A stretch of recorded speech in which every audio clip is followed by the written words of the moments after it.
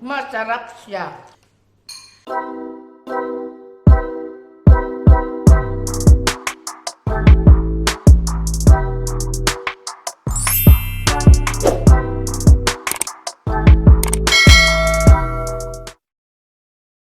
Hello, magpe-prepare na ako ng dinner. Ngayon magluluto ako ng paborito kong luto ng ate ko na pad thai, Thai dish na pad thai. Matagal ko nang gustong gayahin. Ngayon, magta-try ako. First time ko nitong magluluto.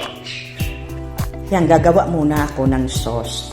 Ito, palm sugar. Sa Pilipinas, yung panutsa or sa Bicol, sangkaka. Tapos ito, yung tamarind, sampalok. Tapos patis.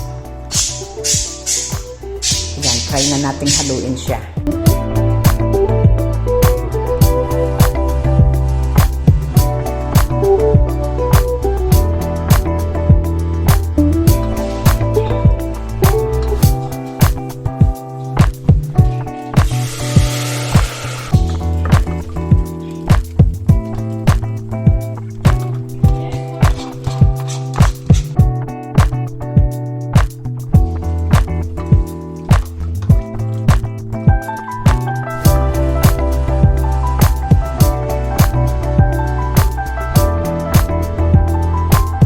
Ito na mga ingredient. Ayan, bawang, sibuyas, tapos yung hibi ang tawag namin. Ewan sa Tagalog ko ano yan.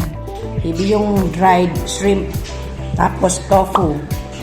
Yung gagayahin ko, hinalo-halo, hindi nila ginisa, hinalo-halo to. Tapos ito pang ingredient, ito optional. Ay kung gusto mong shrimp or gusto mo ng chicken. Kami, both namin pinili. Tapos yung sprouted munggo. Tapos itong dapat daw chive pero wala kaming nahanap na chive kaya yan na lang dahon sibuyas. Tapos yan mani. Tapos eggs. Tapos itong noodles binabad ng 1 hour. Tapos ginupit-kupit para hindi siya gaanong mahaba. Yan, magsisimula na tayong magluto. Ito daw halo-haluin ito. Sibuyas, bawang, tapos itong hibi. Hibi man siguro sa Tagalog. Tofu.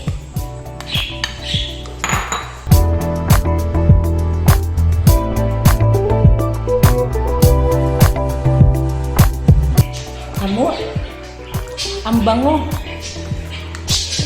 dahil sa hibi.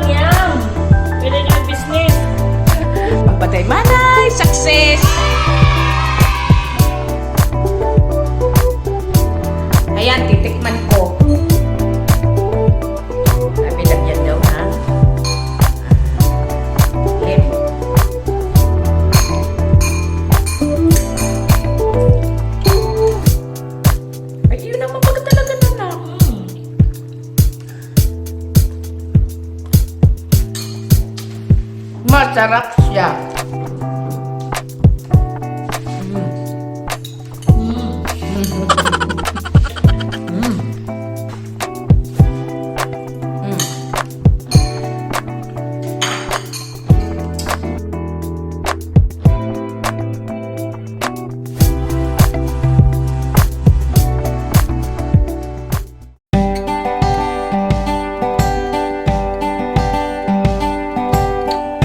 Hello, buhay ng lola dito sa Australia.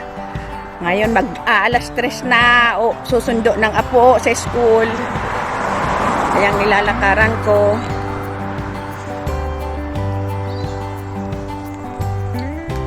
Tahimik.